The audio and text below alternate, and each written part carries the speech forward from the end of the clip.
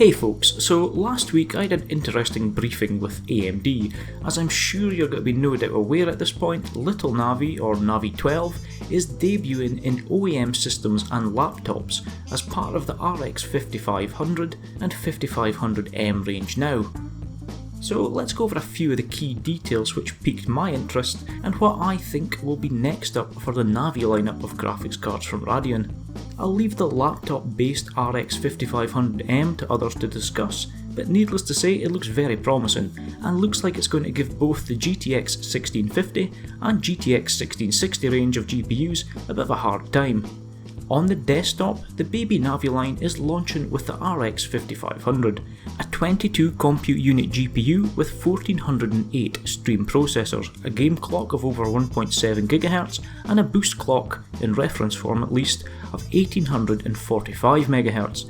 The card is going to come equipped with GDDR6 memory up to 8GB in capacity and is going to feature a 128-bit memory bus.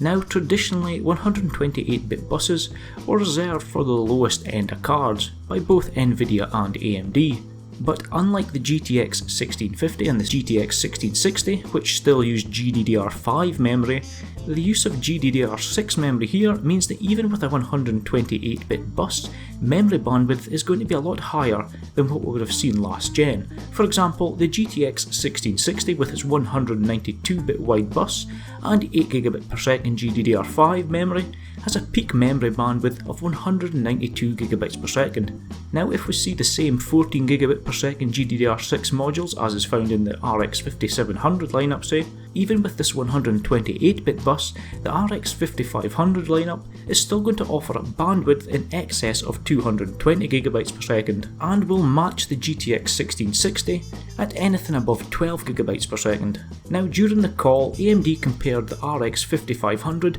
to the RX 480 as it considers the RX 5500 to be a good upgrade at a reasonable price point for those who bought Radeon's $250 RX 480 at launch, offering up 60% more performance per watt than the Polaris card, which is faster while consuming 30% less power, while being on a considerably smaller 158mm square die compared to the Polaris card's 221.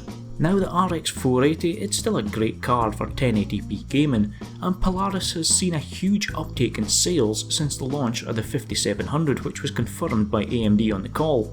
But now we've got refreshes of that card with the RX 580 and in the node shrunk RX 590, which uses Samsung's 11nm profile or GlobalFoundries 12nm profile. Now the RX 590 is about 15% faster than the launch RX 480, so if we're getting a card that is as fast as the 590 but drawing a lot less power, we're going to be onto a good thing here. On the topic of power, the RX 5500 is being spec'd as a 150W card.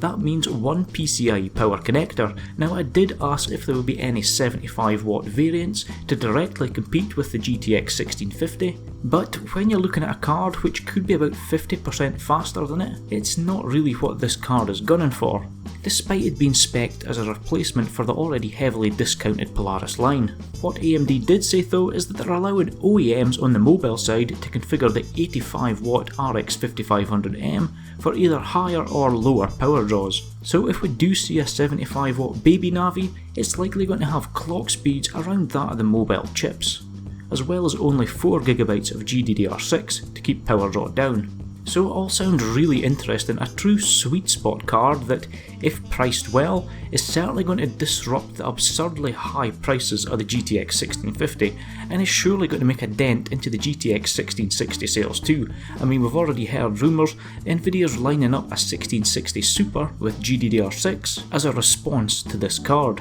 What I did find interesting though was the 22 compute unit nature of the chip mentioned.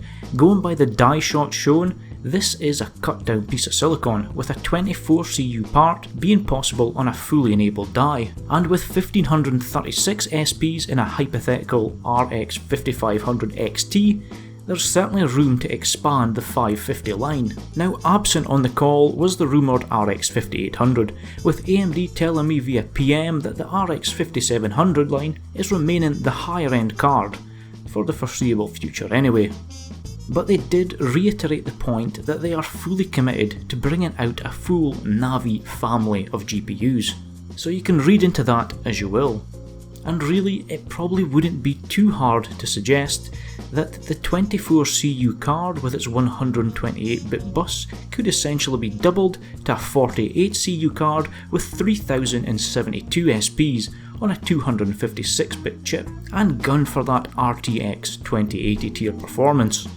Overall, it was a very interesting presentation. I'm excited to get my hands on one of these little cards for testing. As good as the Polaris lineup of cards were, and continue to be, it has been about 3 years since their debut.